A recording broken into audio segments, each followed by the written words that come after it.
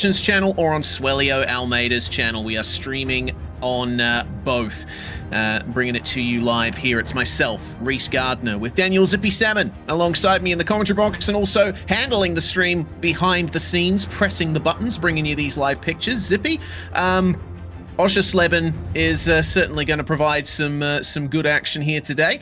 I'm looking forward to it. Drivers in qualifying right now. Yeah, a technical track that should provide some great racing. Yeah, absolutely, Reese. And certainly it's not one that I'm too familiar with, but I have done a couple of times. I've gone around days, a couple of different layouts indeed. Done some silly races as well. But definitely it's good to see that we are indeed back with the Almeida Racing Academy. Certainly it's going to be an absolute belter of a show. But indeed, let's take a look here and see where we've been and indeed where we're going. We started off the season in 2025 at Watkins Glen, Barber, the first endurance round at Phoenix, then Circuit Gilles Villeneuve for round 4, Aragon last week provided some amazing action, and Oschersleben here at the end of January, bringing us to the second endurance round of the season next week at Catalunya, then Chicago Street Circuit playing host to round 8, Alton Park, Imola and Ledinor to round off the season. 11 rounds of racing, every single one of which has really been an absolute firecracker, and I think the format does play a big part in that. We are back to the sprint format once again for this round. We've got two 15-minute heats to start things off. The second heat will have a randomized invert. This particular round, it is the top 8, and then a 20-minute feature with the grid set by heat 2. No fast repairs, so you've got to be careful out there, and a fixed setup. So what you've got is what you have to deal with. If you're unhappy with the car's behavior, take it up with the iRacing gods. Well, definitely. I generally found that in many seasons ago, the Spec Racer Ford was definitely a little bit of a haphazard piece of machinery, but certainly after a tyre update, it became a lot more stable. But one thing we should probably do, Reese, is take a look here at the overall standings in the Almeida Academy. Taking a peek here, you can see that Brian Sabowski, he's currently leading with 815 points. Charles Krasik in second with 797, and then indeed Adrian Trevino there in third with 723. Before we see our first top split driver, ladies and gentlemen, and indeed Premier Class at that, enjoy in fourth. Yes, Mason Kuhn, though, has really narrowed the championship gap there, and we're looking forward to seeing the fight to come between Joyner and Kuhn. It'll be very interesting to see. There they are at the top of the Split 1 Premier standings, only separated by 4 points at the midpoint of the season. Cairo ends in third, with Tyler Harker, Rupesh Pineni, and Adrian Hopp rounding out the top 6 there. Some quite interesting championship standings, as well as in the club class. In fact, Cairo appearing in the Premier standings for some reason. He's actually in the club class, Zippy, leading that over Tyler Harker. Yeah, not quite sure how he snuck in there, but indeed we'll take a quick peek at that after the show, ladies and gentlemen. But indeed, Tyler Harker there in second. Kai's been having some good runs last time. Definitely one of the more emotional interviews we got to do last week. Certainly his parents very proud of him. Indeed, they've got good reason to. But right now, let's take a look here about how things are going in qualifying with Ian Joyner currently almost 4 tenths ahead of everybody else in qualifying. Yeah, very fast time there from Ian Joyner, 107.2 thus far, but he set a 106.9 in practice. Let's ride on board with our championship leader for this lap then, as he's in the slipstream of Felipe Pulls down the start-finish stretch. A very open turn 1 here at Oschersleben. You got to be balancing the brakes all the way through here. Hotel at turn 2, a corner that never seems to end. That sausage curb there, that is your apex for that corner, and then you pull yourself out of it down this very short straight towards turn 3 called Hasserode. It's a little bit faster than it looks. You stay in third gear for that. Oops, spin ahead. I believe that might have been Rich Meesters. This is a short layout of Oschersleben. The main layout continues on, but we go around a 180-degree hairpin to bring us round to the final corners. Now, this is a very interesting sequence. When I was driving the Spec Racer Ford earlier this week around here, yes, you see them using the brakes a little bit just to get the car turned, but it's mainly just a lift that you need to do to get the car through that fast chicane, then a tight couple of final corners to lead us back onto the start-finish straight. Another high revs second gear, low revs third corner to bring us out. The curb falls away from the track on the exit, so you do need to be careful not to run too wide. That is a lap around the Oschersleben B course, and well, it's a very short lap, only 1 minute and 7 seconds long. Yeah, definitely one of the shorter circuits we've got here today. But ladies and gentlemen, we were mentioning this gentleman just a few moments ago. It is indeed Cairo Renz. He's currently leading here in the club class, ladies and gentlemen. As you see him there, trying to set another lap. But don't get me wrong, he's doing pretty good. He's currently, well, I say that Thomas Niemanen has just gone and answered back. He's just gone a little bit quicker there with a 107.42. But indeed, Cairo Renz currently in second place in the club class for the qualifying session. That 117 car doing a 107.49. Yeah, very close times in the qualifying session at the moment. If you take Ian Joyner out of the equation, Jeffrey Westland currently sitting second on a 107.3, and you go all the way down to man, there's so many drivers within a minute and 7 seconds. The top 10 covered roughly by 3/4 of a second. That's some crazy competition out there at the moment. Well, to expand on your point there, Reese, the top 19 drivers are all within 1 second of each other, ladies and gentlemen. But actually, speaking here of Jeffrey Westland, we actually know him through a friend of a friend, ladies and gentlemen. So Asad Nakarnabeb, who you've no doubt seen on Pit Road Productions before, has actually karted with this gentleman here. So it's not surprising to see him up there in P3 overall, ladies and gentlemen. Indeed, part of the Premier class. Certainly good to see some connections here. But we have a quick look around through the field. Who's going to be the Almeida Academy coaches today? Well, ladies and gentlemen, we don't just have one of them. We've got two. We have both Connor Bell and indeed Kane Halliburton taking to the stage today. Yes, let's see how far up they can get. That was amazing seeing them drive through the field in the endurance round at Phoenix. Some great teamwork from the coaches there. They, of course, are not out on track in qualifying. They start at the back of the grid for the first race, and for the second race, they will, more often than not, get themselves to start at the back of the grid again. For the final race, though, they tend to hold on to their positions here. Kevin Lau joining us for the first time on the driver feed. He's been a competitor in this season thus far. I believe has missed a couple of rounds, but it's good to see him back out there and currently sitting in lucky 13th. Let's see then if this lap is enough to get him out of that position. Across the line he comes, and it's a 107.696. That is a new personal best for Kevin, but it's not quite enough to elevate him further up the field. Yeah, I do believe he's got Kevin Adrian there right ahead of him, ladies and gentlemen. So certainly a good opportunity there. Kevin, pretty stable, pretty consistent, and not actually on the driver cams this week. Where are you, Kevin? We certainly want to see you see that face of concentration come back. But right now, if he can utilize that slipstream, he could indeed be able to find a little bit more pace. As Kevin Adrian gets a little bit of a spin there. Thankfully, Lau able to go around. So certainly we're seeing a couple of people here finding the back end of the car get a little bit looser. As Lau, I think, has a similar experience as he makes his way through the right-hander. Yeah, that hairpin is incredibly difficult to get right. The car wants to spin on you at every opportunity through that part of the racetrack, and it's wow, he's being very aggressive over the curbs there. It sort of tightens on the entry and on the exit. There's a little part where that hairpin opens up in the middle, so you may see drivers running wide through there occasionally, but that doesn't mean that they're necessarily going to lose time. There's a lot of subtleties to this circuit that drivers need to overcome.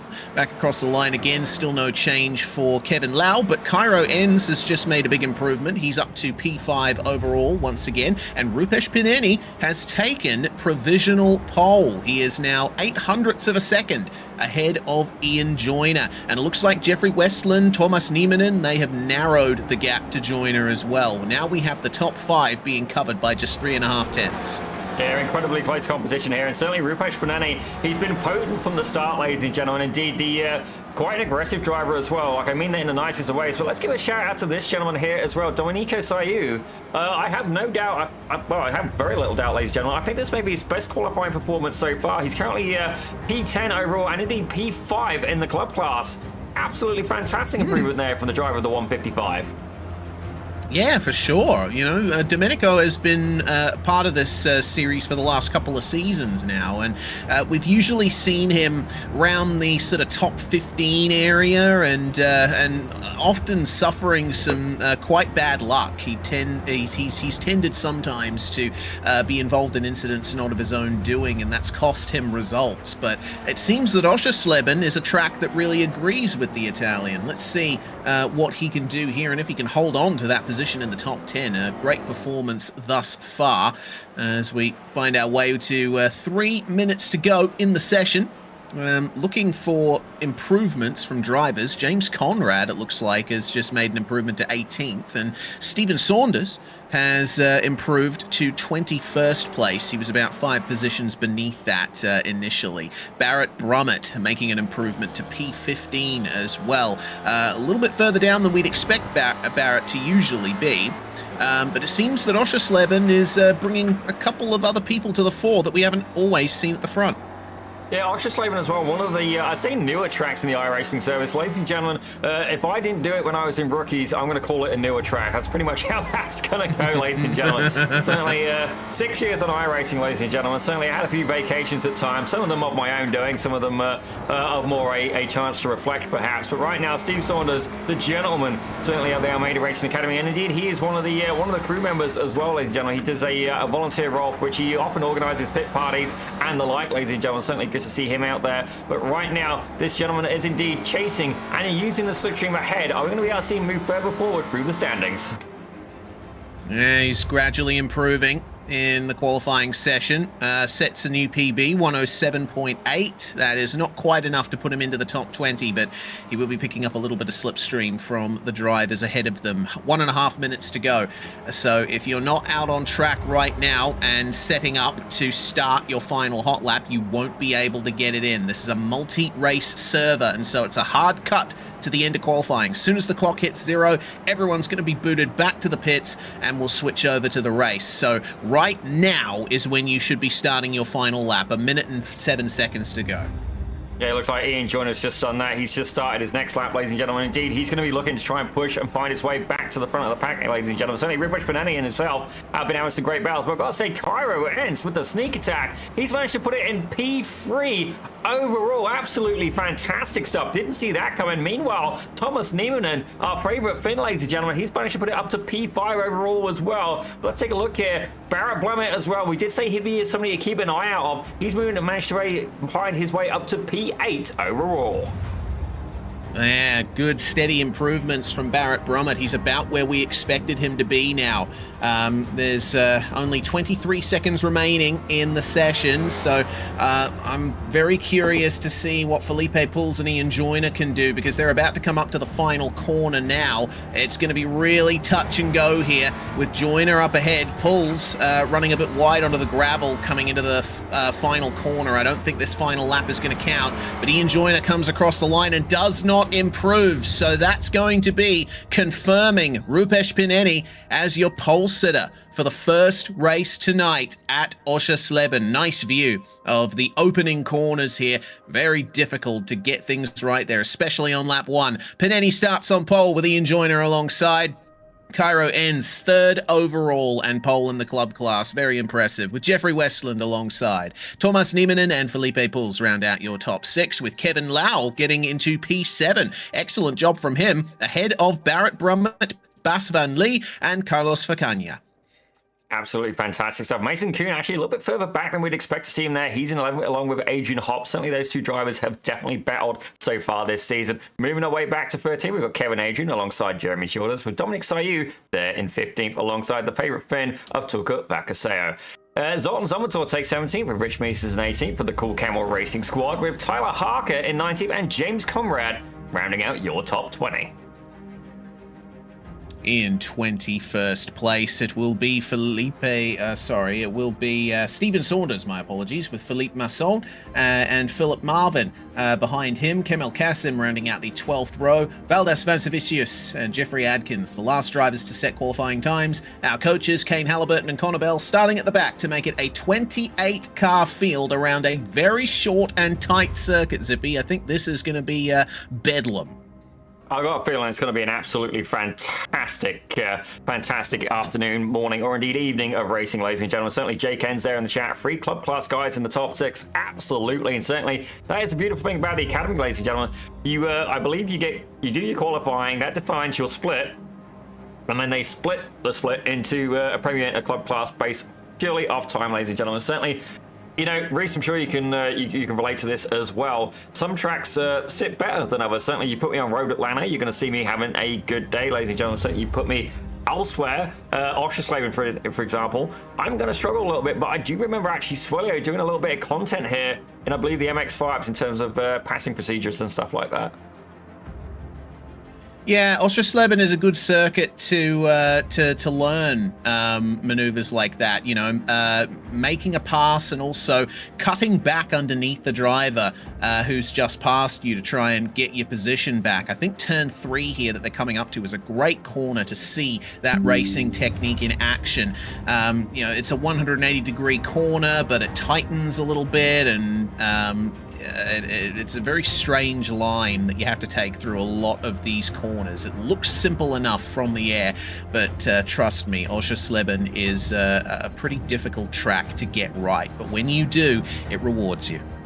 It absolutely does, ladies and gentlemen. Certainly, I got a feeling we're going to have a couple of people to keep an eye on here. Baron Blummet, I am expecting to see a little bit more. Mason Kuhn as well. I have a feeling these two gentlemen are indeed going to be looking to try and make some moves up through the field. But I got to say, fantastic lead out here on Pit Road Production, and indeed on Swelio Almeida's channel. Ladies and gentlemen, make sure that you do indeed hit that subscribe button, hit that like button, and the biggest thing as well, certainly for me, share it with your friends, ladies and gentlemen. We want to see more people getting involved here with these broadcasts. If you're there in the chat, we see it, and indeed, we do indeed talk back to you. As I can see there, Sean, I believe it's Sean Sausages, is there in Almeida's chat as well. But let's keep that on hold, ladies and gentlemen, as we are indeed going green here for the first round of Oschersleben for the Almeida Racing League. Yes, so good jump from Rupesh Pineni there. He got on the power very early, caught everyone out, but Ian Joyner will push to get towards the back of him in turn 1. Cairo ends sticking with the both of them. It's a top 3 breakaway with Jeffrey Westland defending from Thomas Niemanen for 4th place. It looks like Kevin Lau is going to try and make some moves forward here in the blue car there, trying around on the outside of Niemanen. He's washed out a bit wide though, and it looks like he's going to really lose out there. Felipe Pulls makes the move on him when they get to turn 4. And it looks like a pretty clean start, honestly, for just about everybody. There's a lot of trading for positions, particularly further back in the field, but other than that, looks like the drivers are just focusing on getting into their rhythm for the race ahead. Well, ladies and gentlemen, you can already see one of the Almeida Academy coaches, Connor Bell, already up 5 positions. Ladies and gentlemen, he is a hard charger in the field. Look at the exit speed he's got there. Philippe Masson is going to have to be working really, really hard. I can see a little bit of smoke being kicked up ahead. I do have to wonder if somebody maybe took the scenic route, but everything looking clear so far on the event standings. Pass up the inside for Connor Bell, and well, looks like Masson is going to get a great run out of the corner. Speaking of great runs, there's one from Ian Joyner. He tries to take the lead from Rupesh Pineni, but Pineni's going to defend it there side by side through Hotel. Both of them slightly compromised from that. Cairo Ends is going to jet right up to the back of them with a mammoth exit from turn 2. Yeah, I have a feeling he's going to be able to put himself into this battle, but I think this is where low risk, high reward could indeed pay off. We've seen Cairo have some fantastic races, and also some ones that didn't quite go to plan. It's almost making contact with Ian Joyner there. Further back though, Jeffrey Westland getting a little bit of pressure there from Thomas Niemann and Felipe Pauls as well. Kevin Lau trying to apply pressure. All of these drivers looking to try and find their way forward as Carlos Picania now going side by side with Jeremy Childers. Yeah, or trying to keep the position for Kanya, falling back a little bit in the early stages there and compromised again through the fast chicane. So he's going to come under pressure from Sayu, Harker, Zomator, everyone behind him. Other than that, looks pretty clean as far as everyone's concerned. An incredibly long train of cars here. I think that's the longest train we've ever seen. Usually, there's a few more breaks in the field after the first couple of laps. Not so here. Ooh. Yeah, Ian Joyner there going a little bit wide, and I do think there may have been a little bit of debris there at turn 1, ladies and gentlemen. Certainly it did look like there was a little bit of pebbles going across the track, but right now Cairo Ends not only leading the club class, he's managed to get himself into P2 overall. Low risk, high reward, ladies and gentlemen. He's just got to stay there in the mix. Further back though, Carlos Picania still applying pressure here to the back of Jeremy Childers. As I just heard contact, ladies and gentlemen, I have a feeling something's happened with one of our academy coaches here, Kane Halliburton, and indeed Philip Marvin potentially going into an incident as well. Yeah, looks like an incident towards the back of the field, and Marvin will get rolling again, as will Halliburton. What happened here? So the 0-1-2 of Halliburton, that is way too deep there for Philip Marvin. I think might have missed the breaking point there. It is a fast corner, but you do have to start slowing down a little earlier than that. So, unfortunately, Philip's going to be carrying that damage. He might have to bring it back into the pits, but is it worth it in a race so short? Well, what we are starting to see, ladies and gentlemen, is Ian Joyner, Kyron's, and indeed Rupesh Paneni have started to break away there from the rest of the pack. It's about a 1.4 second gap there to Thomas Niemann, who's currently leading the second pack, ladies and gentlemen. Indeed, Philip Marvin appears to be having a little bit of, oh my gosh, who's that further back? Is that Mason Kuhn? It was indeed Mason Kuhn going side by side here with Jeffrey Westland, and you can see there the opportunities being unfolded here for Barrett Blomet and Kevin Adrian as well, very much in pursuit as more incidents occurring, ladies and gentlemen. Looks like Rich Meeses might have just had the scenic route as well. Yeah, falling down to the back there for Rich. Felipe Pulls, meanwhile, makes the move on Thomas Niemann and gets himself into P4. Let's find out what happened to Meesters. Oh, that's into turn one. Very easy to lose the rear end if you drag the brakes a little bit too much as you're turning left through turn one.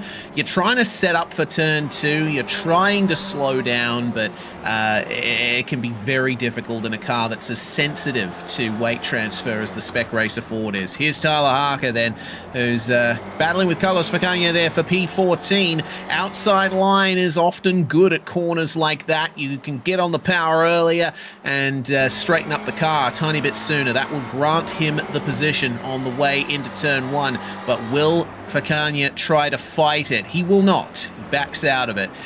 Looks like there's been a change for P2 as well. Ian Joyner's back into second. Cairo ends back to third, but it looks like he's trying to fight back. Indeed, he definitely is. But one thing I'd say they really should keep in mind, Reese, is that they don't want to try and open up the podium battle to the likes of the drivers behind him. Felipe Paul's there leading that pack now. Thomas Niemann and pushed down into fifth place. But ladies and gentlemen, the club class podium currently being held by 3, 4, and 5. Ladies and gentlemen, this club class having a very good day. Currently, the hard charger in the field, if you exclude the academy coaches, is this driver, ladies and gentlemen, the 171 of Tyler Harker. Yeah, Tyler started down in 19th place and is up into 13th now as we find our way to the end of lap number 5. Now, it is a timed race. From what I can see, it looks like it'll be about 13 laps or so that these first couple of heats will go for. So the drivers will be well aware of that. 1/3 of the race is now complete, and we're about to see the first half really unfold here. Zoltan Zomator then, he's been passed by Connor Bell. He seems to have fallen down the order a little bit. Remember, he was fighting a bit further towards the top 10 just before, but it would appear that he's back down to 18th position and trying to stay ahead of Tuka Valkiasuo and James Conrad there. Jeffrey Westland, meanwhile, had some great performances in qualifying, but it appears he's had trouble too. Runs wide, goes into the gravel that's been thrown onto the racetrack there on the exit of turn 3, and oh my god, some great avoiding action actually. Yeah, that was Jeremy Childers actually who just did that, and I gotta say that was definitely a fantastic evasive move there. It looks like Philip Marvin's had another incident as well, still trying to recover from what happened earlier on, but indeed Zoltan Zomator now applying pressure to the back of Dominic Sayu. Yep, the fight is on for P17 as Connor Bell's going to try and get away from these guys and move further up the field. Back to our leaders, though. It looks like Ian Joyner's going for it again here on Rupesh Paneni, but Rupesh is putting his car in exactly the right spots here. It can be quite easy to defend through the first couple of corners. You may be on the outside through turn 1, but that becomes the inside for turn 2, and if you outbrake yourself a little bit, you'll wash your opponent even wider. The breakaway is not as intense, though, from what I can see. Pauls and Niemann have caught up to these guys. Oh, very much so. They've gained a second over the last couple of laps, and indeed we've got a one and only Mr. Matt Larkin here in the chat, making some claims here, ladies and gentlemen, saying Tyler has top 5 pace, last to first challenge mode engaged. Well, certainly we'd love to see him achieve that challenge later on, but he would indeed have to start in last. The closest person who's going to be able to match that kind of a tribute is going to be Connor Bell, and he's currently up 12 positions in P16 overall. Yeah, good job from Connor Bell, and I'll be very interested to see what Tyler Harker can do further in this race. He has just latched onto the back of that pack there. You see him at the end of the train in 13th place as Ian Joyner moves ahead of Rupesh Paneni and finally is ahead on the way into turn 1. So to the lead for our championship leader. Cars 18 and 19 leading the way, and it's the 117 who's on the outside looking in for the moment. You can say the same for Felipe Pulls as well. It's been a very impressive performance from Felipe thus far this round. Kevin Lau sneaking up the inside of Mason Kuhn, and that will be the move done. Kevin is on a charge at the moment, but he's going to have to stay a bit wide here. It's narrow through this hairpin, but they both get out cleanly. This is going to be a tough fight. Yeah, right now Kevin Lau is going to find himself between Mason Kuhn and indeed Barrett Blumett. Both of these drivers used to being at the front of the grid. Kevin Lau actually having a really, really good day. Certainly we've seen him here and about before, ladies and gentlemen, but definitely he's got some very, very capable drivers alongside him, indeed around him, ladies and gentlemen, as indeed the gap is incredibly small. And you can see the concentration as he's trying to not only get himself a clean exit, but trying to hold off the car behind of Barrett Blumett, who has Kevin Adrian very much in tow as well. Yeah, very good indeed. Let's see then. So there's a pull out there from Barrett Brummett. He's going to try and get back alongside Kevin Lau here. But once again, the inside line wins into turn two. Brummett very wide. He tried to turn in there. Kevin Adrian thought he saw the door open, but it was immediately slammed shut in his face. Yeah, fair play to him. Certainly Kevin Adrian knew when it was the right time to back out. Myself, maybe not as much. It looks like Connor Bell now applying some pressure to the back of Jeffrey Westland. Don't get me wrong, Westland down 9 spots. We can see there Carlos Picania not far behind. He's looking to get into the mix as well. We're going to have a freeway fight here for P13. Up the inside at turn 4, and Connor Bell's going to complete the move on the exit. It's very easy to wash out wide there. It was interesting to see how he set up that move as well. It was wide in turn 3, but again, he got on the power sooner, and that gave him the inside line for turn 4. One of the many reasons why I think this track is great for racing. To drive around it hasn't always been my favorite. I've got a video on my channel talking all about that from about 7 years ago, but we'll leave that by the wayside for now. 4.5 minutes remaining, and we're still not entirely sure who's going to come out on top in any of these battles. Yeah, definitely not. But ladies and gentlemen, you just saw the hat that Connor Bell was wearing. We're going to ask him about that later. For those of you who don't know, ladies and gentlemen, there is indeed a story behind every one of those hats. But right now, Ian Joyner is currently leading the race overall. He is indeed last season's champion, ladies and gentlemen. For actually, I managed to say it right this time. It's last season's. And indeed, it gets to close of last year's champion winner. But right now, himself, Ruben Schwinny and Cairo Enns were pulled away from the rest of the field, but it looks like Felipe Pauls has very much lashed into the back of this battle, and indeed Thomas Niemanen is pretty much just holding on as well. He's barely in the draft range, but 3.2 seconds separates themselves from the rest of the pack pretty much, ladies and gentlemen, being led by Mason Kuhn. Yeah, it's a very good breakaway from the top 5. Mason looks reasonably safe for the moment. He's not under a huge amount of pressure from Lau, Brummett, Adrian. But speaking of that battle, it looks like Bas van der Lee and Tyler Harker have latched onto the back of these guys once again. So this is everyone in the top 10 plus Harker. Tyler probably not moving as far forward as he would like, but he's still managing to maintain a good position here, and all it takes is one side-by-side moment, one mistake, and that could be the opportunity he needs.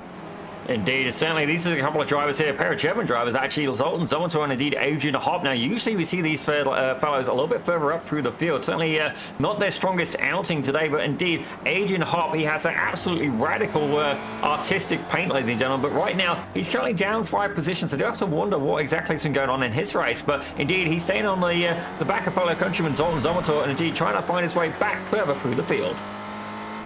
Yeah, Hop, I saw his incident happen. I watched it on my own replay. He just was turning into that sequence they just came through there.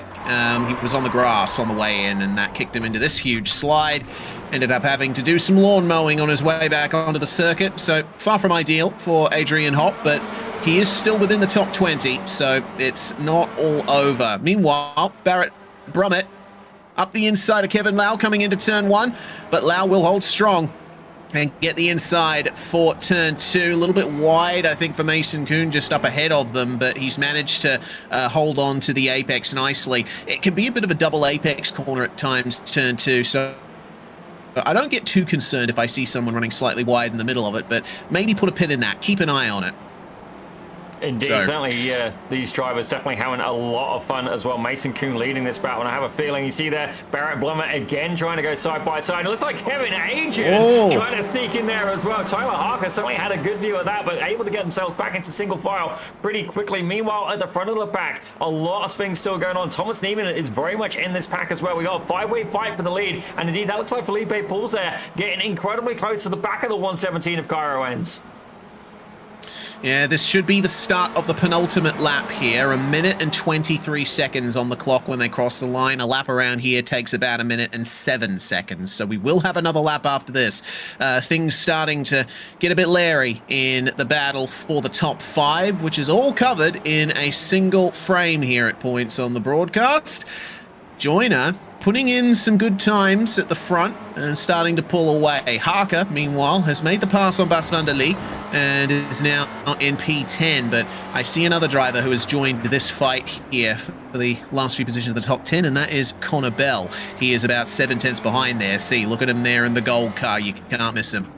By all means, ladies and gentlemen, if we could put it on, we'd indeed be able to have the Jaws music, ladies and gentlemen, because certainly if you have one of the Academy coaches behind you, it's not a case of if, it's a case of when they will make that pass. Certainly there is a very good reason they are coaches, ladies and gentlemen. Certainly they are exactly who you want to learn from. Because don't get me wrong, you get a lot of drivers, not as many as you'd hope, but certainly there are potent drivers in the, not just the iRacing world, but obviously in the racing world. But not all of them can teach. Now, I can say certainly Connor Bell, Swalio as well. Can't say I've got much experience with Kane, but indeed, I do know he coaches. I have seen the feedback from his coaching sessions. Ladies and gentlemen, if you want to get faster, these are the gentlemen who can help you get there. If you want to be as fast as the likes of Connor Bell, if you want to be as fast as Swalio, you've got to go and get the material. You've got to learn. You've got to put the time in, ladies and gentlemen. And indeed, you've got to listen to what these guys are saying. Take a look at the material. And always become a member of the Almeida Racing Academy. Ladies and gentlemen, it's $25 a month. Absolutely phenomenal value. Yeah, you get access to all their coaching materials. The lead battle is starting to heat up here. Rupesh Pineni is dialing it in on Ian Joyner and has made some slight contact with him into a couple of these corners. Joyner has been forced defensive a couple of times, but crucially, he's managed to stay ahead at this crucial juncture, these final corners. If you're ahead here, then you should be ahead coming out of the final turn as well. And he leads by 0.3 of a second into the braking zone as we make our way to the finish line for the first race here at Oschersleben, and it's a great run from P2 to P1 for Ian Joyner, but he was under pressure the whole way.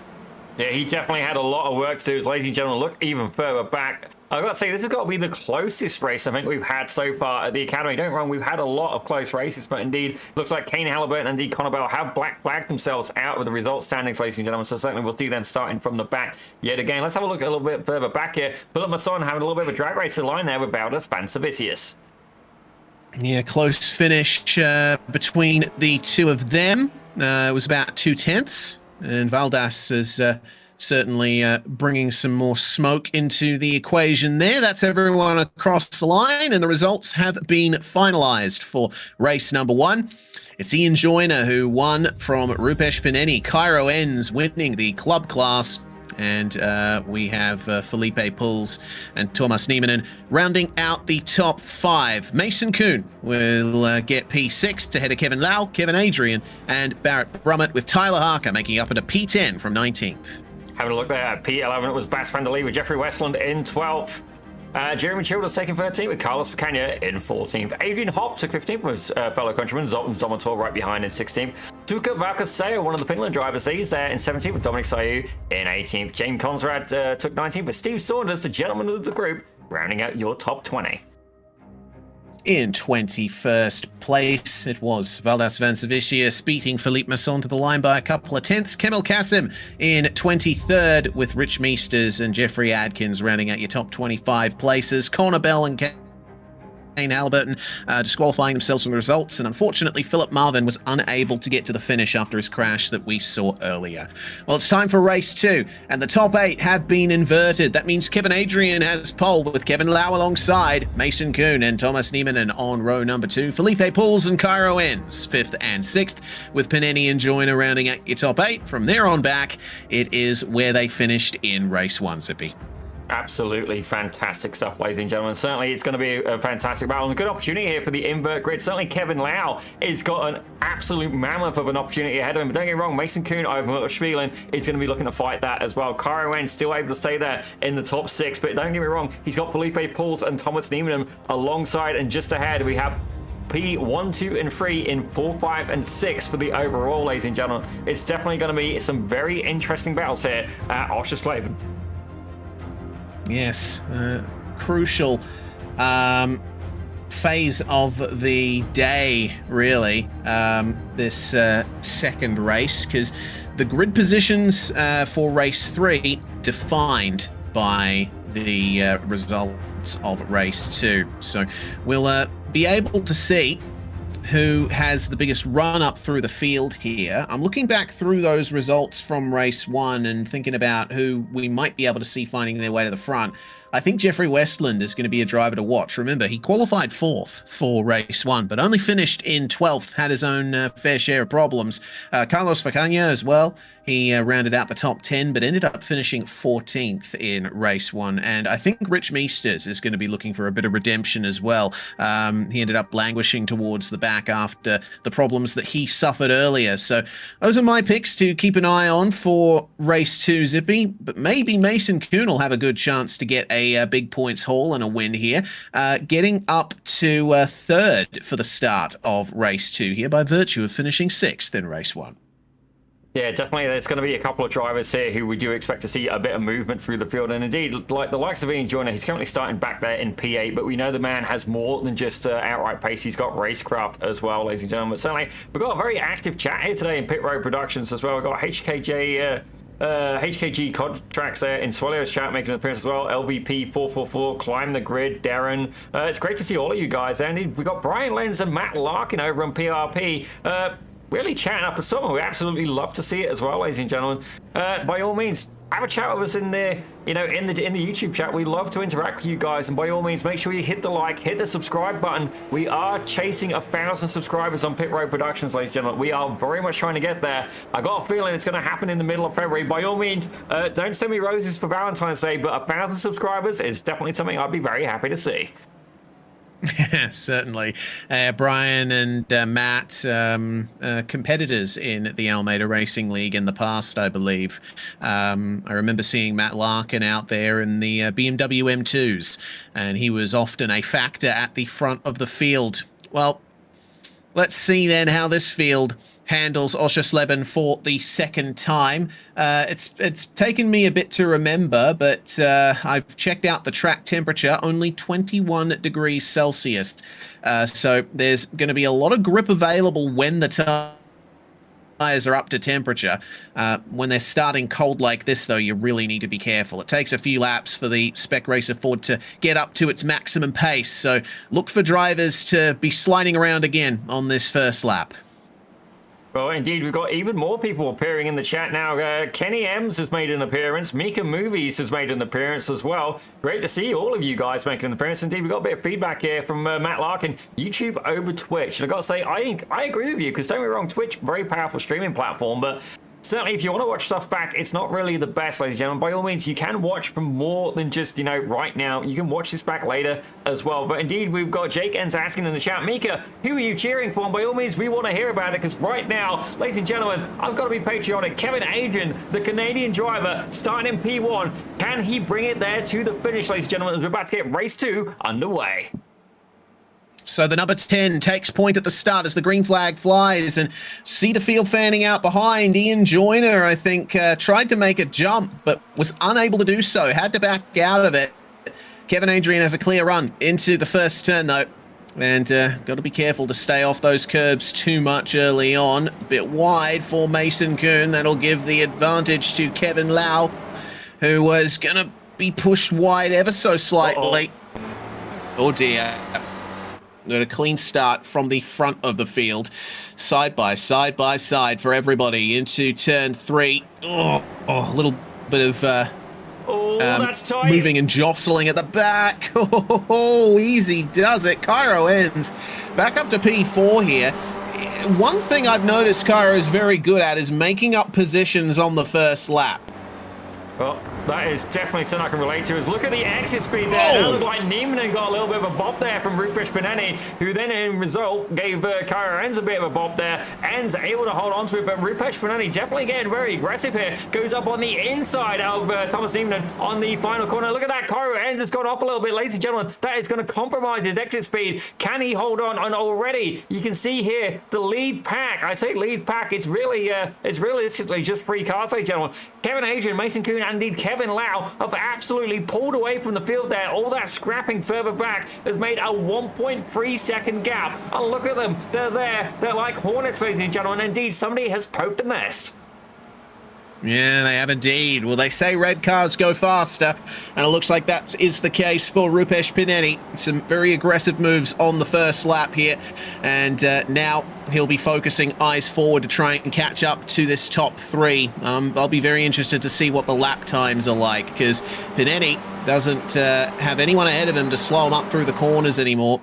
I think the contact that we saw was just a consequence of Pineni being able to carry so much more speed through these turns. And oh dear, looks like Cairo Enz has had a little issue there. Off into the gravel, Ian Joyner gets past him. So does Thomas Niemann. And Tyler Harker not as successful in getting past, though he is going to round up to the back of him in the final corner. A big old flick of the wheel there to keep the car straight. Well, ladies and gentlemen, one thing I can tell you is there's definitely been a lot of aggression at the start of this second race. Definitely cool, calm, and collected has indeed left the window, ladies and gentlemen. Indeed, open concept car. I suppose there was never any windows to really hold it in. But right now, Mason Kuhn has found his way to the front of this pack, ladies and gentlemen. And the whole time they're fighting, look at the gap behind it. It was about 1.4 seconds. That's now dropped down to under a second. Ladies and gentlemen, who was that going scenic route? Was that Cairo? Ooh, definitely. Maybe. Flirting a little bit there with the track limits, my son. Yes, ever so slightly. Oh dear. This is going to be an entertaining second race here. Side by side again. Rich Meesters there in the 64, making up some places. Oh, he's one wide, and Vancevicius running straight into the tyre bundle there at turn 4. That is far from ideal. We also saw some issues happening for Jeffrey Westland as well. He made contact with Philippe Masson there. For Vancevicius, just running deep into the corner, and there was no way it was turning on the grass. Yeah, definitely not quite the move he had in mind. But ladies and gentlemen, we got battles happening all the way to the back of the field, ladies and gentlemen. And certainly Philip Marvin here with that absolutely beautiful paint, ladies and gentlemen. Certainly we love... This is one of my favorite things, ladies and gentlemen. We go, when we just go and put it on your car and we see Pit Row Productions staring straight back at us, that's how you make this commentator, indeed, this producer, very happy indeed. Certainly, we love to see the support from all you guys in the chat. And I gotta say, it's been fantastic support as well. But right now, Philip Marvin there, applying a good amount of pressure to Kemal Kassim, fighting for 23rd place. Further ahead, oh my, something's happened with Childers. Oh my. Oh my God, that's not a good position to be in. Oh dear, and it looks like we've had Philip Marvin involved in that one as well. Poor Philip, he really didn't have many places to go there. Adrian Hopp losing positions out of that. Same for Childers. Carlos Facania running deep in turn 2, comes back onto the circuit, but then he'll encounter this ahead of him. Adrian Hopp seeing the car ahead of him spin. Great avoiding action by Hopp. He ended up avoiding the worst of it until Connor Bell spun off ahead of them. Childers, it looked like, made that error all on his own. Yeah, definitely a little bit unfortunate there for Jeremy. Indeed, there were a few casualties. We now have 5 meatballs. Ladies and gentlemen, I'm going to say that is enough to make a good portion of food, ladies and gentlemen. But as you can see there, Mason Kuhn just making his way by on the start of this 5th lap. And indeed, look at this now. Kevin Adrian having a deuce with Kevin Lee, as indeed Rupesh Pineni getting into the fight as well. Yeah, Rupesh has caught up to these guys and made his way past Felipe Pulls. Now he's going to try and get it done on either of these two ahead. Great drive out of the corner from Kevin Adrian. Can Pineni hold the outside here? That is the question. Not quite. It's a tight entry to that corner, but he's managed to force Kevin Lau into a compromised position. He's going to have to back out, though, and get it done somewhere else, maybe on the exit here. Lau is very aggressive with that apex curb, and I think that's proven to be his undoing here as he gets bumped wide into the runoff and loses 2 positions into the final corner with Felipe Pulls making his way past him. Maybe he'll fight back. Well, not only that, he's now opened himself up to the likes of potentially Cairo ends. That gap now just under a second, ladies and gentlemen. You can see here the lead battle very much become a almost a one-train race, ladies and gentlemen. You can see, well, that looks like all the way back. I believe that might be Rich Meesters in 15th, ladies and gentlemen. He's still there. Further back, though, the lead is pretty much all the way back to Kemal Kasim, ladies and gentlemen. All of these guys within drafting range, apart from, I guess, Bas Bandali. There is a little bit of a gap there, but I've got to say, incredibly close racing so far here today at Oschersleben. Yes, I love how close the racing has been. It's been a real pleasure to see this fighting, especially at the front of the field. Mason Kuhn making his way to the front, but Kevin Adrian, who started this race on pole, has done a great job of holding on to things. Pineni, he's made a massive charge back up to P3, but it seems like his pace has stalled ever so slightly. He's going to need a mistake from Kuhn or Adrian ahead to try and make his way further forward. Looks like we've had some issues down in P16 as well. Looks like Kemal Kassim making his way past Adkins and Saunders, and Vancevicius falling a little bit down the order. There's been something that's gone on there. Yeah, let's take a quick look. It looks like Philip Masson had a bit of a scenic route there as well, ladies and gentlemen. But right now, it looks like Rupesh Panani has gone and made the move here on Kevin Adrian. You can see they're getting a little bit deep there into turn 1 or 2. I guess turn 2, depends on what you want to call it, ladies and gentlemen. And right now, Mason Kuhn is going, thank you very much, and just trying to run away a bit as fast as he possibly can. Meanwhile, further back, I could have sworn I just seen a little bit of bump drafting there from Cairo Enns. Yeah, Enns is back there with Joyner behind and Kevin Lau in front. This could be... Oh, dear. Oh, both Joyner and Enns trying to go for the inside there, and Kevin Lau is the guy who draws the short straw there, bumped off, and he'll be none too happy with how that went down. He's back into P11. He's going to have to fight extra hard in order to get that position back, but it's not impossible. Yeah, certainly a little bit unfortunate there. Gets a little bit of a nudge from Cairo, just raises the barriers, but certainly able to continue, thankfully, ladies and gentlemen. Yeah, good job there. He ended up slowing up the car just in time, so there's probably minimal damage, if any, to Kevin Lau's car there. So 6.5 minutes almost upon us here as Joyner attempts the move on Cairo Enns, but once again, if you're on the inside for turn 1, turn 2 is... a little bit impossible there around the outside. A lot of painted tarmac beyond the curbs here. That sort of blue-green strip that you see occasionally. It means that there's a bit more track to use than you'd expect, but you're still got to be careful of the off tracks, and once you touch the gravel, it can be day done. Kevin Adrian shuffled back to P4 now. It looks like Pineni and Pulls have found their way past. Yeah, very much so. Mason Kuhn very much coming under attack very shortly as well. He had that gap open to almost a second, ladies and gentlemen. See, Valdes Vancevicius has picked up a meatball flag, and indeed it looks like Philip Masson has as well. Something's definitely gone on further back in the field. Let's take a quick look. All right, so Vancevicius and Masson there with issues. We'll have to see if we can grab the replay of that. Mason Kuhn showing there for the moment, but Valdes, it appears already with some damage there on his car, and this is him bringing it into the pits after he got the mechanical black flag. So it looks like whatever happened to him was before that. It would appear same for Masson as well. So it looks like we won't be getting the exact replay for those two, but we've still got plenty to show here, especially in the battle for the lead. Rupesh Pineni now trying to mount an attack on Mason Kuhn. He's taking some alternate lines into these corners to set himself up for the exits, but can he get it done? Mason Kuhn, remember, was the championship leader for quite some time in this season, and well, Pineni is still looking for a consistent run of results. Let's see what they can do here. Under 5 minutes to go.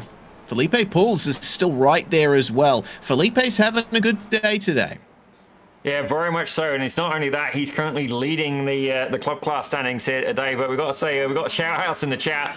Not roasting Connor Bell, more of a compliment, I'd say, ladies and gentlemen. As you see Rupesh Paneni there trying to find his way to the front of the pack, ladies and gentlemen. There is damage on the right front corner of that Spec Racer Ford, but fair play, it's not stopping him from pushing him even harder. As Felipe Paul's very much there, trying to get alongside us. That's contact, ladies and gentlemen. Both cars are able to stay on track. And in the meantime, Ian Joyner's now going to be leading the pack behind. I have a feeling this is all going to get even spicier over the next 5 minutes. Yes, there was an attempt there on Mason Kuhn there from Rupesh Paneni. Felipe Bulls trying to take advantage as Paneni was sent wide, but an ever so slight tap, giving Mason Kuhn now a 0.4 of a second advantage.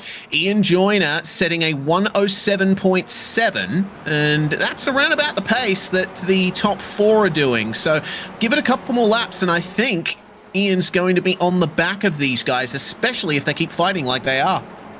Yeah, certainly he is definitely pushing, ladies and gentlemen. He wants to catch up to this lead pack right now. Kevin Lowther definitely suffering a little bit there with that contact earlier on. He is out there on his own, taking into a little bit of the sand there. Maybe he just wanted to spend a little bit of time on the beach, which it is definitely a little bit cold. Further back there, Zoltan Zomator, he's starting to have a battle here with Dominic Sayu. Ah, yes, these guys were together in race 1 as well. Zomator picking up the slipstream, and we'll see if he clears Sayu. He does indeed, and that's one way you can get the move done at turn 1 here. Is just be ahead by the time you get to the apex of that opening left-hander. Looks like with 3 minutes to go, about half a lap into this, I think we're going to be seeing 3 laps to go, I'd say. That's a good time for those moves to be made. Yeah, I think I don't think there's going to be anybody who's just going to try and wait for the last moment to make a move there. As I say that, Thomas Niemanen now applying a bit of pressure there to Cairo. And certainly Cairo, he had a good first race, and indeed he's fighting back, but maybe trying to hold on a little bit too much here, as indeed he seems to be not quite at the same form as race 1, but very much putting on the defensive drive right now.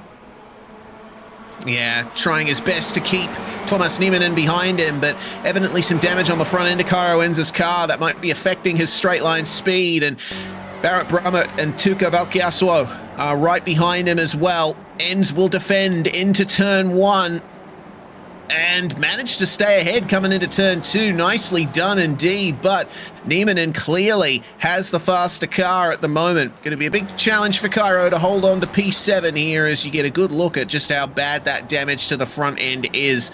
Probably doesn't affect the way the car drives all that much, but you don't want to be running a little bit slower than you need to on the straights.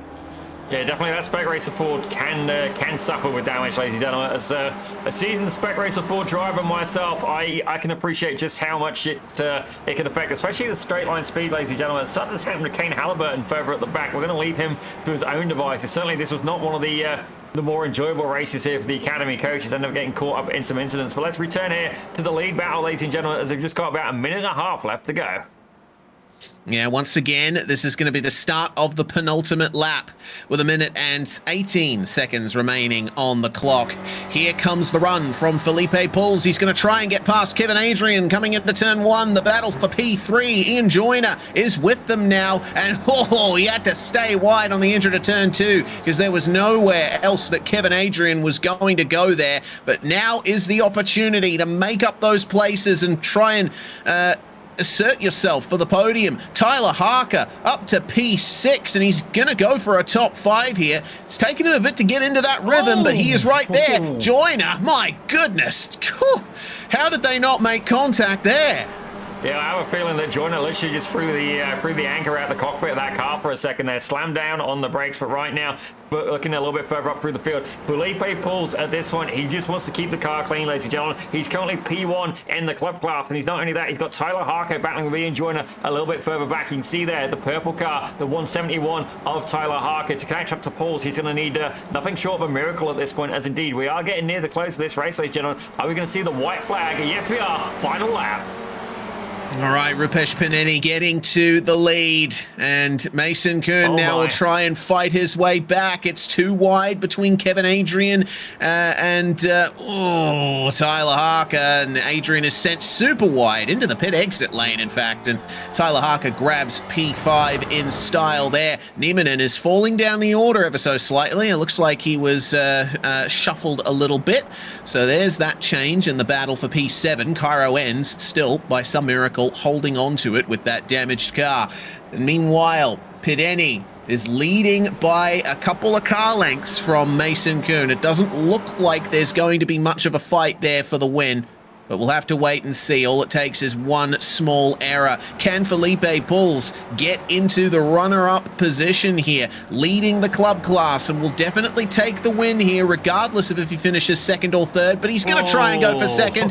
Half a dive up the inside, gets compromised on the exit. There's going to be no change there. Rupesh Pineni, what a drive, starting from P7. He will take the win in race 2. I gotta admit, I honestly felt that the 146 of Felipe Puls, it almost felt like they just went and put the car up on the inside, yelled boo, and hoped that it would scare him. It was definitely entertaining stuff. The two Finland drivers, though, finishing in 9th and 10th, respectively, alongside, ladies and gentlemen. Kevin Lau definitely, I think, would be, I'd say maybe the unluckiest driver, certainly, from that battle, but some interesting moves throughout the field as well. The hard charger, actually, does appear to be Jeffrey Atkins, ladies and gentlemen. He managed to make his way up to P17, gaining 8 positions. Yes, and a few of those were due to that big crash that we saw out of turn 2. Obviously, it has not been a day without big incidents, but for the most part, racing, especially up the front, has been clean, fair, and it's been entertaining. That is the big thing that we're concerned about here. But here we go then for the results, as Westland has just crossed the line, and that's going to be the results done and dusted. Rupesh Pineni in P1 with Mason Kuhn just behind him. Felipe Puls gets P3, and we have Ian Joyner finishing in 4th ahead of Tyler Harker, Kevin Adrian and Cairo Enns, Barrett Brummett, Thomas Nieminen and Tuukka Valkeasoa rounding out the top 10. In P11 was Kevin Lau with Zoltan Zomator in 12th. Fast Van der Lee took 13th with Dominic Sayu in 14th. Rich Meesters made his way up to 15th with Kemal Kasim in 16th. Jeffrey Atkins there, the hard charger of this race. He was there in 17th with Steve Saunders, the gentleman himself, in 18th. Jeffrey Westland, certainly another person with real-life karting experience. He's there in 19th with Valdis Van Savicius, rounding out your top 20. Finishing in 21st was Philippe Masson, and in fact it was barely even a finish because he was one of many drivers who were involved in that exit of turn 2 kerfuffle. That included Adrian Hopp, Carlos Facania, Connor Bell, Jeremy Childers, Philip Marvin, Kane Halliburton and James Conrad, ultimately finishing way down the order, 11 laps from the end. Well, we have a 5-minute warm-up to come, and it's a good opportunity for us to do what we're here to do in the first place, and that is promote the Almeida Racing Academy to you. Here's a couple of words. Now he's here teaching all his secrets to all these drivers. This is Almeida Racing Academy, where every champion has a starting line. The sim racer turned real world superstar, Suelio Almeida. It's Connor Bell racing in his own backyard for the very first time in the NASCAR Canada Series. The workshops helped out so much. Something about battling with somebody faster than you, it just pushes you that little bit further, and I was able to just keep developing my skill. I can kind of commit more with the exit there. That was good. If you do take sim racing seriously, it does impact your racing technique for the rest of your life. I know how the car is going to perform around these corners because the model I have in the sim. Just the benefit of sim racing when you go into real life, I don't think people quite realize it yet. You have infinite track time is the biggest factor. You are able to try so many things, and the physics that are simulated in the sim nowadays, especially iRacing, are so close to real life. Suelio Almeida is a master at his craft. He's outclassed a Le Mans driver, a European Le Mans Series racer. These guys are among the top 0.02% in the world. Designed to create champions. First NASCAR Canada start. First NASCAR victory for Connor Bell. Connor Bell standing on the podium here today. This is the Almeida Racing Academy 3.0. Win a race, bud. money. Win a race. A fantastic series, a fantastic league, a fantastic platform, the Almeida Racing Academy. Just $25 a month brings you access to all of the coaching material from Suelio Almeida and friends to help you get better at driving, be it in the real world or in the sim world. We are joined by Connor Bell for a chat here in the warm-up. Some great racing today, Connor, and you did mention to us that you ran a momentum workshop earlier in the week, and I think the drivers have been making good use of that today. Yeah, so Kane and I, both of the coaches at the Almeida Racing Academy, we kind of highlighted some of the main issues with the racecraft in the past few weeks, and originally we worked on side-by-side optimization a couple weeks ago, and then this Monday we worked on managing momentum, so it's pretty cool to see how that's coming into play today, and I think we're seeing less incidents and harder racing, which is really what we want to see here in the league. So well done, everyone.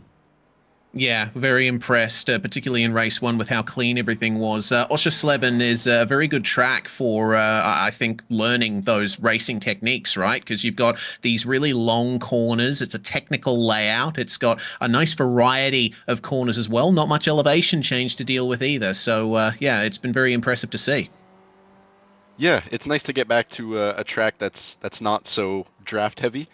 This is obviously a very technical track, like you mentioned, Reese. So, yeah, nice to change things up. Can you tell us a little bit about the hat you're wearing? This is Zippy's favorite hat. He's giving me lots of compliments about it. It's a Michelin hat. This was one when I podiumed at the Toronto Indy in a Radical. So it was actually against one of Zippy's friends. So go on, name him, buddy. Name him. It's fine. It's fine. Mr. Rusakov. Oh, believe me, I'm going to share that clip to him. I'm going to very much enjoy that. But Connor, I hate to do this to you, by which case I'm going to smile the whole time. I also have a Michelin hat. There you go. Now, ladies and gentlemen, I've never got to do a real life race, but I've got to thank somebody courtesy of Radical for this one, Rob Burgess. He actually sent me one, which I want to say thank you very much. Now, if you don't know, ladies and gentlemen, you can only win this hat if you get a podium position. So certainly fair play. I would believe there's a few people who have indeed got one. But I got to say, Connor Bell, it's got to be worth so much more to you. Certainly, not only that, like NASCAR Canada as well. Like, you know, I don't think they gave you a hat for that one necessarily, but like, what a story. You know, what a story. Yeah, thanks. It's hopefully we get more of those hats next year. Oh, well, ladies and gentlemen, we certainly shall. 100%. I have complete confidence in you, Connor, and indeed I look forward to trying to find my way over to the Victoria Day Speed Fest, but we are going to let you go for the minute, as it looks like we're about ready to go for one more race. We are indeed. Thanks very much for joining us, Connor Bell, and we'll find our way to the grid for race number 3. Well, Rupesh Paneni is going to be starting on pole with Mason Kuhn alongside Felipe Pools. A very good night for him thus far. A 4th and a 3rd so far, with Ian Joyner starting in 4th and Tyler Harker rounding out your top 5 alongside Kevin Adrian. Cairo N's going to start in P7 alongside Barrett Brummett, with Thomas Nieminen and Tuukka Valkiasuo rounding out the top 10. Let's see how far the Finns can fling their way forward. There in P11, we're going to have Kevin Lau with Zoltan Zomator in 12th. Over in 13th, ladies and gentlemen, we'll have Bas van der Lee with Dominic Sayu in 14th. Rich Meester takes 15th with Kemal Kasim in 16th. Jeffrey Atkins there in 17th with Steve Saunders in 18th. Jeffrey Westland, who'll be there in 19th with Valdes Van Savicius, rounding out your top 20.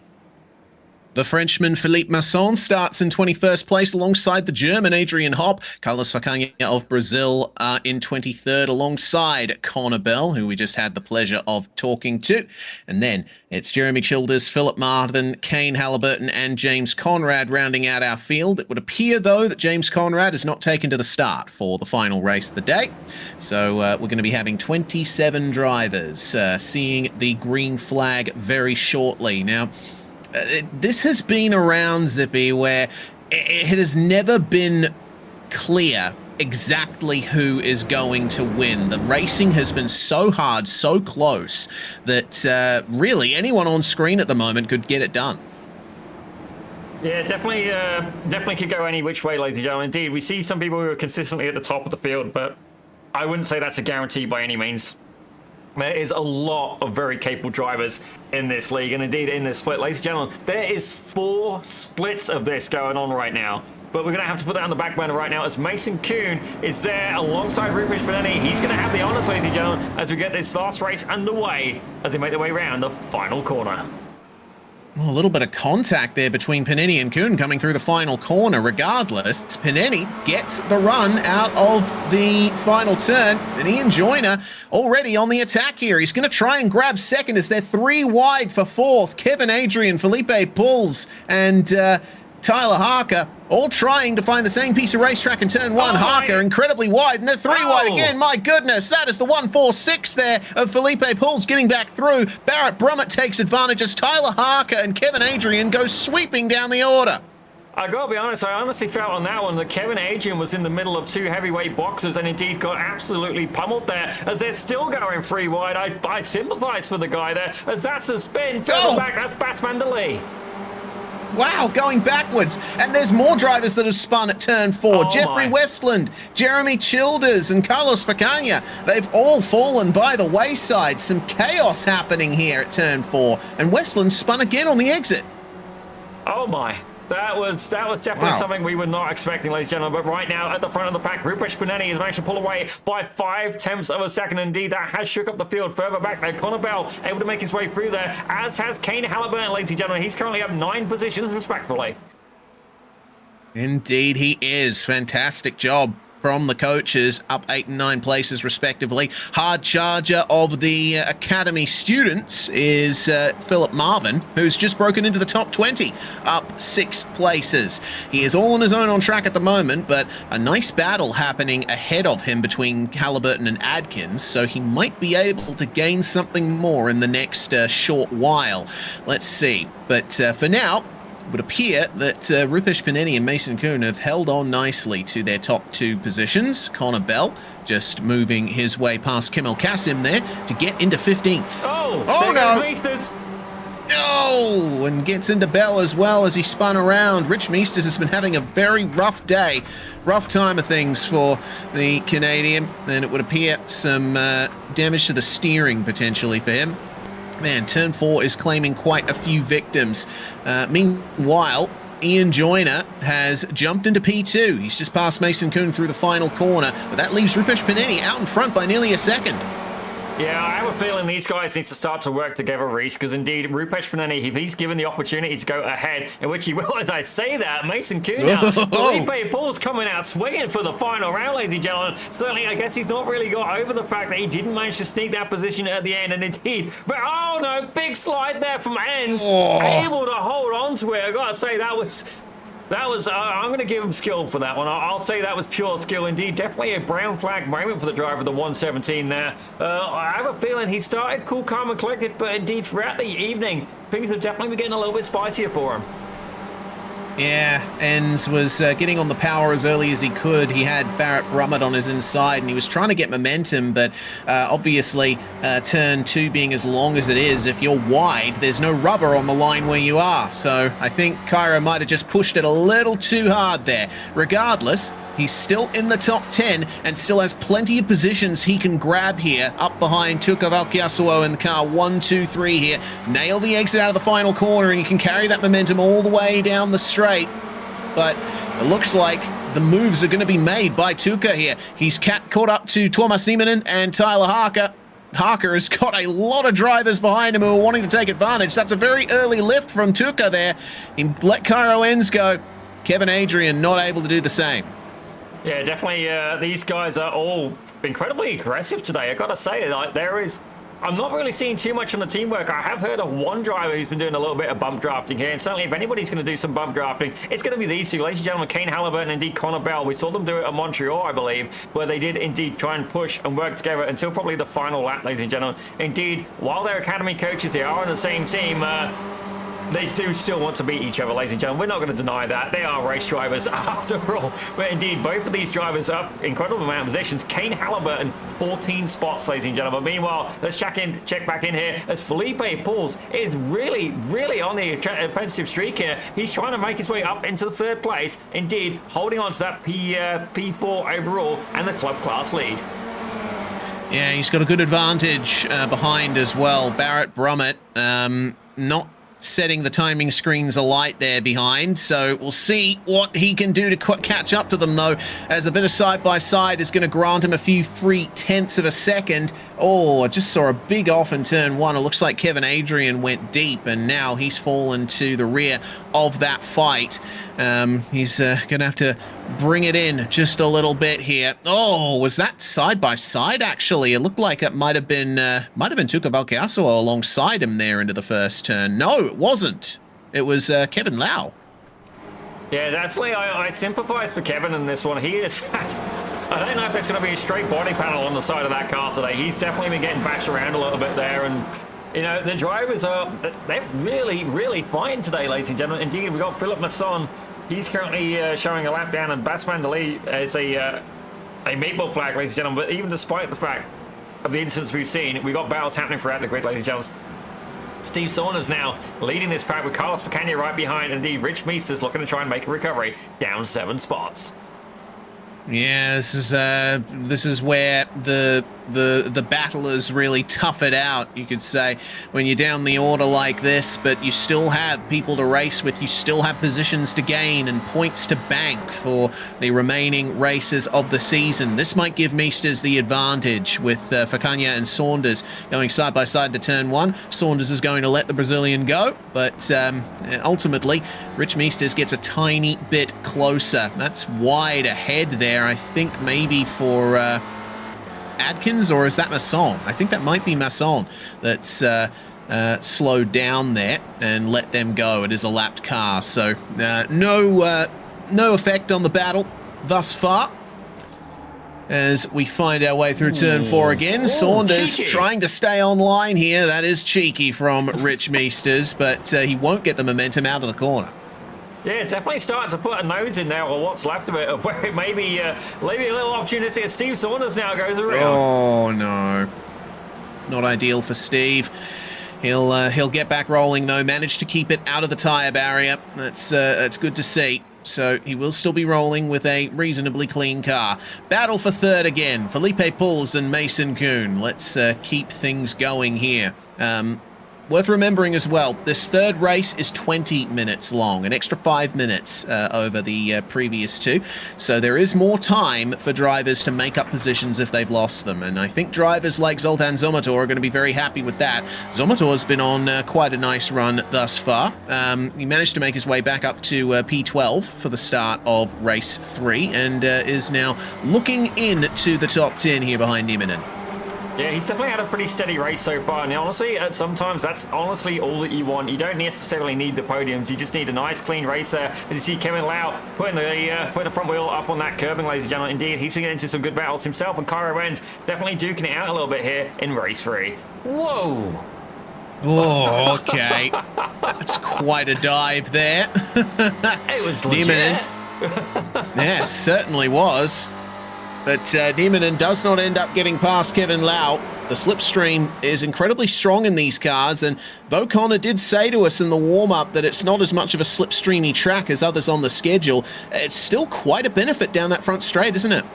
Yeah, definitely a benefit. You want to make sure that you are indeed in the drop. But you see there a little bit of damage on the left front corner of Cairo Renz in the 117 car. Indeed, this is a battle for P7 overall, and indeed P3 in the club class. He's really keen to try and get those podium points, ladies and gentlemen. Further up through the field, though, indeed, Rupesh Paneni under pressure for me in joiner.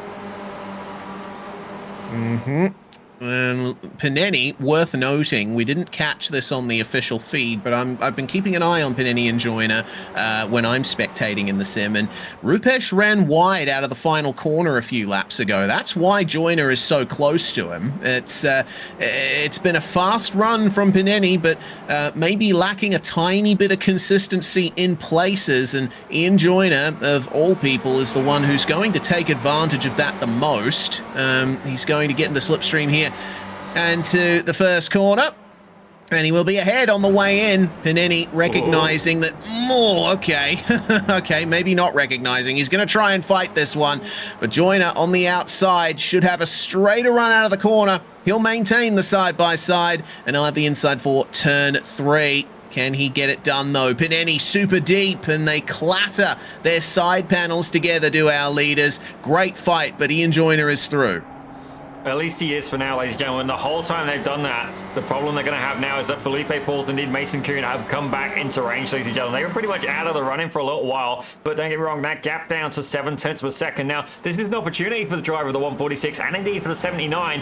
While third place is nice, second or first is even better. And if they can find their way to the back of this lead 2 pack, they can indeed find more opportunities available for them. Yes, indeed. 9 laps remaining according to my timing, but my timing screen lap count has been wrong in the first couple of races. So there's still more to come here. Joyner breaking the slipstream, but it didn't seem to hurt Pineni too much. If anything, he still had a great run down the start-finish straight. Those yellow speed bumps on the inside of those curbs as well, you really need to watch out for those. I don't think we've seen anyone hit them so far tonight, but trust me, you run over them, it's like hitting a landmine. It is going to destroy you. Oh, indeed. There's definitely a few drivers who like to push the limit on grip, ladies and gentlemen. Seeing Thomas Niemanen now, his fellow Finn leading this pack of cars, ladies and gentlemen. Tuukka Vakaseo, he's up there in P7, and indeed, it's great to see Niemanen has indeed returned. Certainly, first caught our attention, actually, when we actually had the jumpy trucks, ladies and gentlemen, at Hockenheim. Definitely a unusual combination without any leaks, but that's when Niemanen really sort of came into this commentator's eyes indeed. And right now, it's fair play. He indeed deserves it, ladies and gentlemen. He's certainly in the top 10, just about holding on. Zoltan Somotor 4/10 of a second behind there before you get a bit of a gap before you get to Conor Bell. And indeed, Niemanen looking to really try and force the moves here today. Oh, Oschersleben. Yeah, it's proven to be a fantastic track for racing in the Spec Racer Ford. And we still have 8.5 minutes worth of it, plus maybe another lap to contend with. Back to the fight at the front. It seems that Felipe Pauls has been minding his own business in P3 for the moment, keeping close to Pineni and Joyner. Mason Kuhn is hovering in the background there, and he could be a factor in this in a couple of laps if Pineni decides to start mounting another attack on Joyner. But I always say this, when you're battling with someone and they are that close to you, they can fight back easily, it's often best to just sit behind and wait for the opportunity as late as you can leave it. Yeah, certainly. There's definitely more than one way to make a pass here, indeed, in the academy. And one way that I've always personally preferred, especially in an endurance race, ladies and gentlemen, is as you said, Reese, if you sit behind them, you are completely occupying their mind. And for me, that is a enjoyable technique, ladies and gentlemen, because I don't always have the beat on pace, but I can certainly make my car very, very appropriately sized in their rear view mirror. Indeed, that can occupy them and cause them to make an unforced error and definitely take a scenic route, as we see our coaches there very much get into it as well. Looks like Kane Halliburton and Conor Bell having a little bit of fun further back in the field. Yep, trying to make their way past Zoltan Zomotor there, and Halliburton will get the move done on Zoltan. Let's see if Conor Bell will follow him through here around the outside of turn 2. It's that initial turn-in point where your trajectory through the corner is decided, but if you're on the inside, it's usually the best place to be there, at least on entry. Conor Bell carrying maybe a few k's an hour more speed than Zomotor at the apexes here. It's an early turn-in that a lot of drivers are employing for turn 4, but Bell is going for the late apex philosophy to get the power out onto the straight, tapping the brakes through the fast right-hander, out through the left, and being very careful not to dip the wheels into the gravel. I mean, we're seeing an awful lot of that from many drivers here, pushing the limits of grip, but that's what you got to do to win. Indeed, you definitely got to push it to the outright limit, ladies and gentlemen. Certainly, these drivers, these are, you know, they're students, ladies and gentlemen. They're students of the best driving academy on the planet, ladies and gentlemen, without a doubt. As Kane Halliburton has just going to set the fastest lap of 107.01. That is insanely quick, ladies and gentlemen. Right now, Tuukka Vakaseo getting some pressure here from Kevin Lau, and indeed trying to apply pressure to the back of Kyra Enns. That is the battle for P7 overall. Yeah, great fight here. Cairo ends. He was defending 7th place in race 2, and he's back in the same position now. Valkyasor taking a look up the inside of him, with Halliburton now breathing down his neck. A long train of cars here, and it looks like Bell just behind is finally getting it done on Zomator. Can he, though? Kane Halliburton, meanwhile, sees that Cairo ends has a bit of a poor run out of that left-hander, and Valkyasor will be there to attack. Will Halliburton follow him through is the question. We haven't seen much of Kane tonight on the broadcast. He had a quiet race 1 and ended up in the pits in race 2. Now we're seeing him bump draft a little bit here as they're going to go 3 wide down the front straight. Well, this could end very interestingly, ladies and gentlemen. Indeed, it looks like the double draft was in place. Kevin Lau looking to try and make a little bit of a opportunity as well. Absolutely incredible battling, but that just goes to show, ladies and gentlemen, you work together. Halliburton gave Tokaseo a little bit of a draft there, and both of them are able to find their way past ends. That makes Kane Halliburton up 20 places in this race. He's got a few more seconds to make up to get to Tyler Harker, who's on his own a little bit in P6. He, Barrett Brummett, and Mason Kuhn in the top 6 there. Not involved in a battle according to timing. They are more than a second apart as things stand. So we'll be hopefully seeing Halliburton change that. Thomas Niemanen, meanwhile, gets shuffled wide, I think, by Zomator. That's not ideal. He will keep going, but now his car's looking a little snub-nosed. He was squeezed a little bit, or he was squeezing Zomator, but yeah, I don't know if either of them can really have blame placed on them for that. It was just close racing into a difficult corner. Yeah, definitely. We've seen that happen on more than one occasion here. It's Kevin Lau looking to try and take the position away from Cairo Ends. Don't get me wrong, these guys are in different classes, ladies and gentlemen. It is indeed Club versus Premier, and Cairo Ends has sadly dropped out of that P3 position for Club right now. Tuka Vakaseo taking hold of that. Tyler Harker there in second, and then Felipe Pauls. He's been pretty much untouchable today, and very much been able to hold on to the front pack as well. He's currently in P3 overall, and his nearest competition, Tyler Harker, about 4 or 5 seconds back. Ladies and gentlemen, all he needs to do is finish here, having an absolutely fantastic points haul at Oschersleben. Yeah, I think this is Felipe's most consistent round so far, and up in incredibly high positions. This will be potentially a round win in the club class for Felipe, with a 4th, a 3rd, and looking at another 3rd place here on the podium in 2 races out of 3. Not many drivers can say that, but we're rapidly approaching the end of proceedings here. 3 minutes to go, and Ian Joyner and Rupesh Pineni still in lockstep at the front of this field. They've had incredibly close times as well. Ian Joyner just setting his personal best of the race on a 107.123 as Zomator now has a go at getting past Domenico Sayu. Another driver who's having a good time today is Domenico. He's had some consistent runs, and he's going to keep the position off Zomator there. But Joyner setting that 107.123. Rupesh Pineni shadowing him very closely, a 107.138. There is barely anything between our top 2 in terms of pace. Yeah, definitely not, but definitely glad to see Domenico Sayu having a really good race. Definitely one of the more unfortunate drivers I've seen here in the ARA. But right now, Steve Saunders, he's currently down 3 spots, but that's not stopping him. He's having a battle there with the gentleman that is indeed Mr. Philip Marvin. Yes, both of these drivers have had some good luck today, but plenty of bad luck as well, especially in the case of Philip Marvin. He'll be certainly happy to see the checkered in a good position here in race 3. It'll be a nice battle between them. There is a car behind them, but that is Philippe Masson, who had to spend some time in the pits earlier on to repair damage, and he is now a lap down in 25th place. He and Jeffrey Adkins, the last 2 cars running at the moment. Hopefully future rounds bring better fortune for the both of them.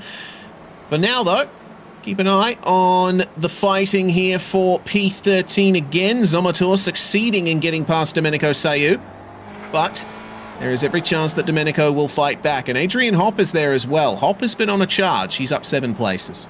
Yeah, certainly we were getting used to seeing him at the front of the pack, ladies and gentlemen. Maybe Oschersleben not one of his preferred choices. Indeed, I do understand what it's like to have some tracks which are more your speed than others, and indeed, I do need to expand my choice of Princess-approved tracks, ladies and gentlemen. But indeed, Tuka Bakaseo now under attack from the one and only Mr. Connor Bell. Here we go then. Can Connor Bell get P8 here as the final lap has begun?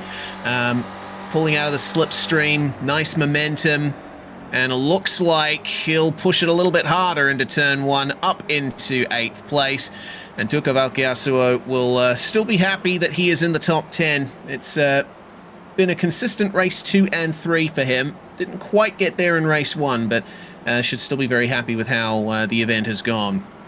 Kevin Lau catching up to Kevin Adrian here, as it looked like that's Cairo ends up ahead.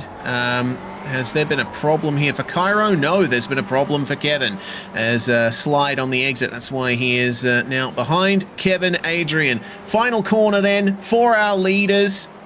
And we will find our way to the finish. Ian Joyner going to take 2 wins from 3 races tonight, with Rupesh Paneni being on the podium in all 3. And Felipe Pulls grabbing 3rd place and the club class win. A great event for him today. Tyler Harker, P6. It's been a nice, consistent run from him as well. Yeah, definitely, and indeed we've got battles happening all the way to the end of the end of the race, ladies and gentlemen. Zoltan Zomator there. It looks like Adrian Hopp trying to get it done just before the line, ladies and gentlemen. Indeed, but let's take a look here at Philip Marvin. Indeed, he can see Steve Saunders just ahead. He's about 7/10 of a second ahead. I think he's going to need a little bit more if he wants to find his way up into the top 20. Indeed. Well, he'll still manage to come home in 21st place. And Jeremy Childers, who's had a very difficult 2nd and 3rd race, is the last car to come across the line, apart from Rich Meesters, who I believe is still out there at the moment. And yes, he was the car ahead of our leaders when they were coming up to the checkered flag. Yeah, it's been a tough night. Well, night for me, day for pretty much everyone competing here. It's been a tough day for many drivers who we would expect to see, at least in the midfield, getting towards the front. Yeah, definitely a few memories to be forgotten for some and a few memories to be cherished forever. Certainly Felipe Paul's probably the best round we've ever seen him, ladies and gentlemen. Indeed, damn proud of the progress of a lot of these drivers as well. Cairo ends having a bit of a mixed bag. Kevin Adrian definitely going to be needing an ice pack for that car after this race. Indeed, definitely getting into some interesting battles indeed. But Reese, let's have a look here at the final results. Here we go then. That's going to be Ian Joyner taking the win in races 1 and 3 today, with Rupesh Paneni taking the win in race 2, 2nd place in both other races. Felipe Pulls, 3rd place for the 2nd time today. Barrett Brummett moving himself up to P4. It took him a while to get on the wagon, but he managed to get his good finish in the end. Mason Kuhn finishes P5 ahead of Tyler Harker. Halliburton and Bell getting up to 7th and 8th respectively, 20 and 16 positions gained, and the top 10 rounded out by Cairo Ends. Still a consistent drive from the Canadian. In P11, another Canadian, ladies and gentlemen, is Kevin Adrian with Kevin Lau. Look at that, 3 Ks in a row, ladies and gentlemen, for small things.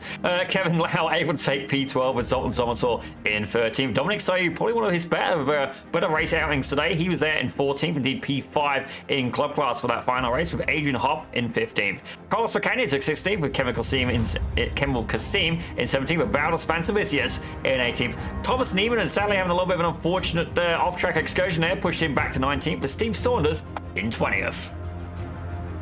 Philip Marvin, getting passed by Saunders in the dying stages of the race, finishes ahead of Jeremy Childers and Rich Meesters, with Jeffrey Adkins a lap down. Philippe Masson 2 laps down after an early incident put him out of the running order. Jeffrey Westland with a very difficult day. He qualified 4th for race 1, but would not finish in the top 10 in any of our races today. Hopefully next week brings him more luck. Bas van der Lee retiring from the race very early on there, with James Conrad not taking to the start. That is your field, and that is Ian Joyner, who has just joined us in the commentary box. Congratulations, Ian, on winning the round here with 2 wins to your name. Incredibly close but clean racing up the front. Yes, great one. Racing at this place, it's super tight. The pace was so tight across the field. Obviously, only saw the races from my point of view, but generally, it felt you could sort of see the field was really close. Really, the reverse grid was sort of brutal. Really hard to go forwards from there because the pace was also tight. But yeah, happy with the result, and it was fun. Had some great sort of racing into T1, which is where it often happens. So yeah, good day. Yeah, absolutely. I believe Catalunya is going to be the next round, and that's the second endurance round of the season. So obviously getting prepped for that. Do you think you've learned from the first endurance round at Phoenix what you might expect? Yeah, it's a long race, so I've not in this car anyway. I've never done an hour race before. I don't know Barcelona at all, so I've only really watched it on TV with the F1. So really looking forward to getting to know that. It feels like it's a big track for these cars, so I imagine it's going to be crazy drafty as ever. But yeah, looking forward to getting to know it. It's one of those circuits that'd be good to just have experienced, virtually at least. Yeah, for sure. Lots of high-speed battling to come, but well, we send you our congratulations, Ian. Recently grabbing the championship lead at the midpoint of the season. Let's see if that momentum continues. Thanks for joining us. Thanks, Reece. Cheers, guys. See you next time.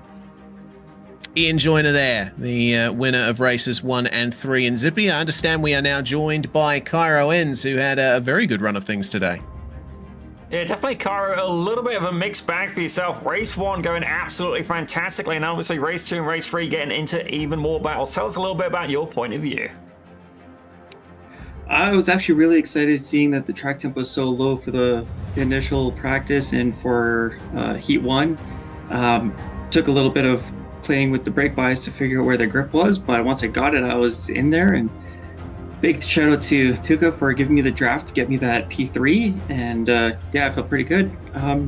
Once the track temp started going up, hit almost 24, 25 in the feature, and it just it hit me hard. I don't know what it was. I just lost all control, and basically was just holding on for dear life at that point.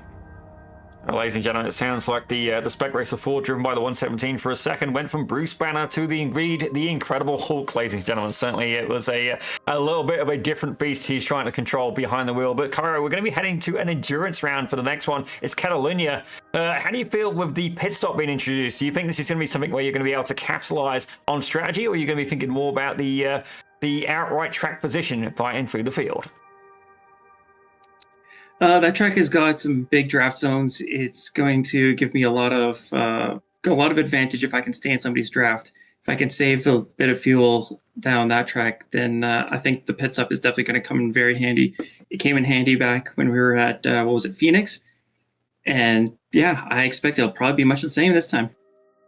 Well, definitely, Cairo, damn proud to see you. Not only that, currently leading the club class, at least before this round, ladies and gentlemen. Certainly, Felipe Paul's there, able to score a good collection of points. We're going to have to wait until next week to find out how that's going. But certainly, you've raced with these guys for a couple of seasons now, and who do you think would be your biggest, immediate rival within the Almeida Racing League? Right now, it's kind of seeming like it's going to be Tyler Harker. He's got just a little bit of an edge on me in some tracks. I've got a little bit of an edge on him in others. Overall, I think we're very closely matched, and yeah, I think it's going to be a very tight race between the two of us. Felipe, I think he's got a little bit more pace than either of us. If he keeps it up, he's probably going to keep taking a few wins. Tyler and I, though, I think it's going to be a good tight rivalry. From what I am hearing, ladies and gentlemen, certainly I believe Tyler's been getting a little bit of coaching from Connor Bell as well. So Cairo, definitely get there, get with the academy, and maybe have a look at trying to put Connor Bell as well, or indeed make it more interesting. Put Kane Halliburton, ladies and gentlemen. We'll have a Connor versus Kane student competition here. Certainly, we don't encourage any kind of rivalry or anything like that. We just endorse it, ladies and gentlemen. But certainly, ladies and gentlemen, Cairo, and it's definitely a pretty solid race today, and certainly we look forward to trying to hopefully see you back here in the production booth for a successful interview. Thank you. Me too. Well, ladies and gentlemen, always good to catch up with some drivers here from the ARA. And indeed, Reese, what an absolutely fantastic morning, afternoon, or indeed evening of racing here at Oschersleben. Yeah, fantastic day, and I'm really happy to see the cleanliness of race 1 in particular. You know, the work that Connor and Kane and everyone behind the scenes has been doing to tighten things up a little bit, because you know the racing has gotten a little bit crazy in these last few rounds. I will concede, but it was great to see Oschersleben bring out such a fantastic bit of action, and there's still more action to come here. We're only halfway through the season, and we've got plenty more to come over the next few weeks. I believe the next round is going to be at Barcelona for the second endurance round of the season. We hope that you can join us for that. A huge thanks to everyone in the chat for coming out and supporting us here and just having fun. It's great to see, and a huge thanks to the crew at the Almeida Racing Academy as well for putting this league on and having us here at Pit Road Productions bring it to you all live on the Pit Road Productions YouTube channel and Swellio Almeida's channel as well. My name is Reese Gardner, Daniel Zippy Salmon alongside me in the commentary box. We are Pit Road Productions. This has been the Almeida Racing League. Remember, $25 a month and you get access to all of the coaching material on the Almeida Racing Academy. Get on it, and we'll see you next week. Now he's here teaching all his secrets to all these drivers. This is Almeida Racing Academy, where every champion has a starting line. The sim racer turned real world superstar, Swellio Almeida. It's Connor Bell racing in his own backyard for the very first time in the NASCAR Canada Series. The workshops helped out so much. Something about battling with somebody faster than you, it just pushes you that little bit further, and I was able to just keep developing my skill. I can kind of commit more with the exit there. That was good. If you do take sim racing seriously, it does impact your racing technique for the rest of your life. I know how the car is going to perform around these corners because the model I have in the sim. Just the benefit of sim racing when you go into real life, I don't think people quite realize it yet. You have infinite track time is the biggest factor. You are able to try so many things, and the physics that are simulated in the sim nowadays, especially iRacing, are so close to real life. Creating champions. Swellio Almeida is a master at his craft. He's outclassed a Le Mans driver, a European Le Mans Series racer. These guys are among the top 0.02% in the world. Designed to create champions. First NASCAR Canada start. First NASCAR victory for Connor Bell. Connor Bell standing on the podium here today. This is the Almeida Racing Academy 3.0. Wait a race, buddy. Wait a race.